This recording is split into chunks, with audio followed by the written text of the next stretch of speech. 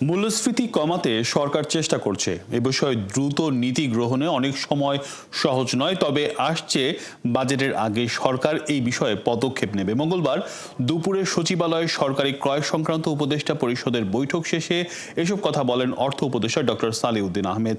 মূল্যস্ফীতি 5 নামিয়ে আনা কঠিন উল্লেখ করে তিনি বলেন, রোজার পর মূল্যস্ফীতি 7 থেকে 8-এর মধ্যে নামিয়ে আনতে কাজ করছে সরকার। চাল, ডাল, ছোলা, চিনির মতো রমজানের সময় নিত্য প্রয়োজনীয় পণ্যের সরবরাহ নিশ্চিতের পাশাপাশি দাম নিয়ন্ত্রণে চেষ্টা করছে সরকার।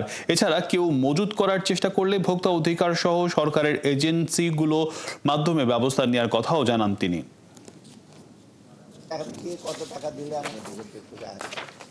মজুদ যারা করবে তাদের ব্যাপারে শক্ত অবস্থা নেবে, সেটা দরকার হলে আমরা আবার রিপিট করব। ভোক্তা অধিকার এসে ছাড়াও অন্য যারা এজেন্সি আছে, সে এজেন্সির নাম করার দরকার নাই, তারা দেখবে যে কেউ ধরেন সয়াবিন গুদামে রেখে দিয়েছে না, বেসমেন্টে রেখে দিয়েছে কিনা। আমাদের চেষ্টা করছি যে রোজার সময় যেন কোনো রকমভাবে দাম না বাড়ে।